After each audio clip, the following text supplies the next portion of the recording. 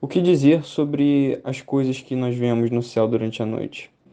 Numa escala de espaço gigantesca, temos galáxias, estrelas, nebulosas, planetas e muitos outros corpos celestes, todos à deriva, mas apresentando-se a nós apenas como pequenos pontos no meio da escuridão, enquanto subliminarmente realizam um certo movimento em relação a alguma coisa, como a Terra em torno do Sol e o Sol em torno do centro da galáxia.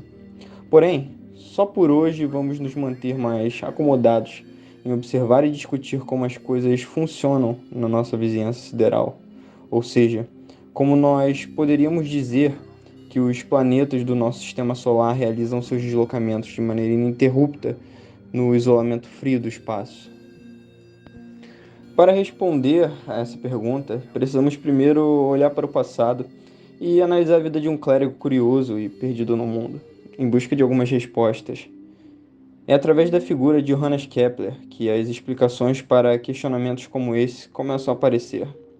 Os planetas se movem em órbitas elípticas ao redor do Sol, e isso quer dizer que eles seguem trajetórias de uma circunferência achatada numa de suas extremidades, lembrando de maneira vaga um formato levemente oval.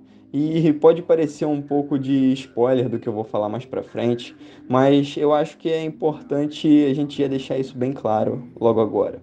Porque para entender isso, precisamos conhecer bem a geometria dessa figura e, consequentemente, os elementos que a compõem. Então, antes de falar da vida e obra de Kepler, vamos estudar a forma geométrica que ele concluiu que melhor descreve a mecânica celeste do nosso sistema solar.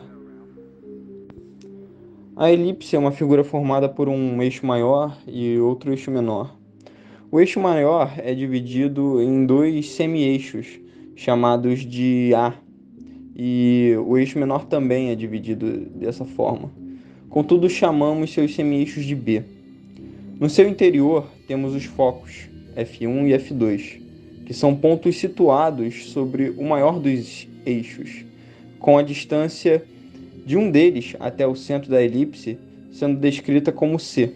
Portanto, a distância entre os focos, chamada de distância focal, é dada por 2C. Por fim, com todas essas informações, podemos falar da excentricidade da elipse, que é o fator matemático capaz de definir o quão achatado uma elipse será.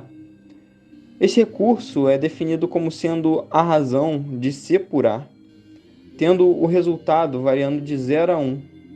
Quanto mais próximo de 1 essa razão chega, mais ela tende a ser achatada, até que o formato final seja totalmente achatado em uma linha reta. Quando a excentricidade for zero, a figura tem o formato pleno de uma circunferência. Portanto, fica claro que a excentricidade funciona metaforicamente como a ação de espremer com a palma das duas mãos uma laranja que tem o seu formato circular e um caráter tridimensional. Já que nós nos apropriamos de toda essa geometria conceitual, podemos pensar nos movimentos orbitais, assim como Kepler fez há quase 4 séculos atrás, através dos métodos matemáticos derivados dos dados observacionais coletados por seu tutor Tycho Brahe. Kepler definiu 3 leis que descrevem com precisão os movimentos planetários no sistema solar. A primeira delas foi obtida a partir das observações do planeta Marte, aquele que Tycho Brahe aparentemente mais havia coletado dados, assim dizendo que o formato das órbitas dos planetas é uma elipse, algo que de um jeito muito inocente já foi dito aqui por nós. E além disso, o Sol também está posicionado num dos focos desse objeto.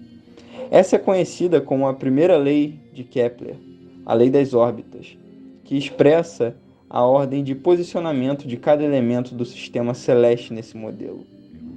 As outras duas leis surgem quando assumimos que os planetas estão transladando ao redor do Sol nesse cenário, criado pela primeira lei.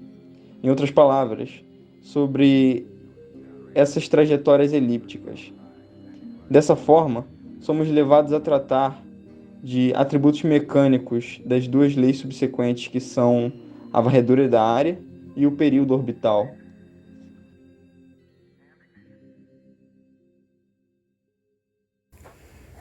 Então, antes da gente continuar, eu só queria fazer um pequeno comentário que vai acabar sendo uma quebra de pensamento, né? Uma ruptura na linha de raciocínio que a gente estava seguindo, mas a gente pode interpretar também como um gatilho de reflexão de ideias metacientíficas que não necessariamente tem a ver com as ideias que a gente está discutindo a respeito de mecânica celeste, mas também de uma certa forma, né, de forma mais indireta, tem a ver sim.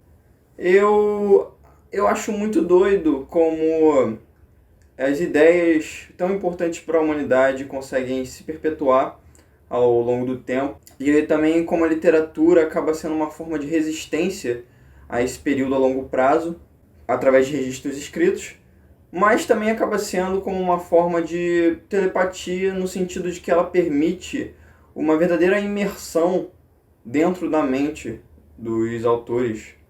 E esse foi justamente o caso de Kepler, porque as duas das primeiras leis que a gente está falando aqui, elas foram concebidas no livro Astronomia Nova, e a terceira lei foi concebida no livro Harmonia do Mundo.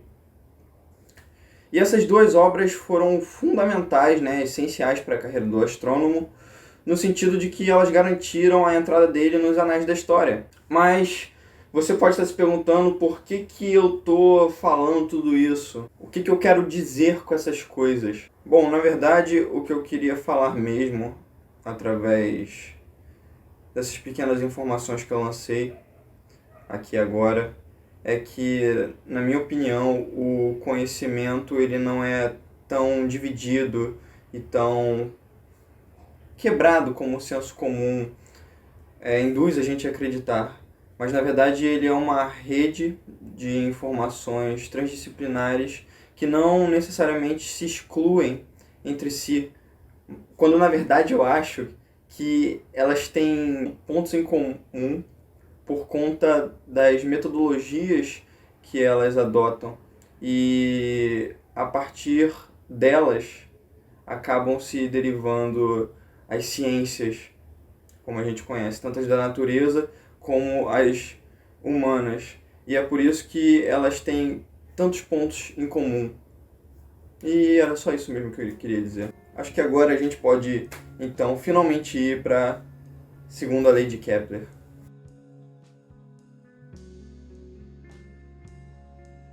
Então, basicamente, a lei das áreas, a segunda lei de Kepler, diz que planetas varrem em áreas iguais em tempos iguais. E quando a palavra área é mencionada aqui, ela diz respeito às áreas orbitais, ou seja, o espaço que é compreendido no interior da elipse e é varrido com o raio da mesma. Isso quer dizer que o espaço varrido pela Terra, em um determinado intervalo de tempo, tende a ser constante, igual em todos os pontos de seu percurso, independente do formato da órbita no momento em que a trajetória está sendo realizada.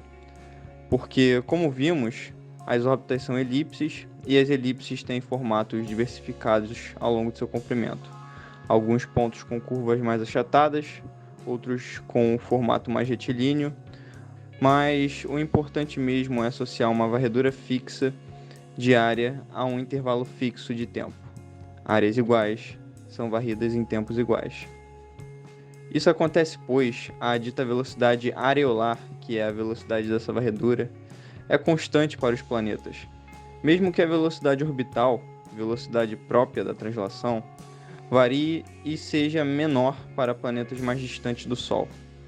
Além disso, se formos mais a fundo, veremos que na verdade toda a segunda lei é consequência da conservação do chamado momento angular das órbitas planetárias, uma grandeza relativa à tendência dos corpos se manterem rotacionando em torno de um centro.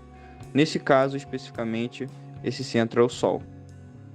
Por fim, eu queria frisar essa ideia que a gente acabou de comentar, o fato da varredura orbital ser a mesma, mas as distribuições desses espaços internos das áreas serem diferentes, uma vez que o comprimento elipsoidal das órbitas não é simétrico, é claro, e pode não parecer, mas isso é importante.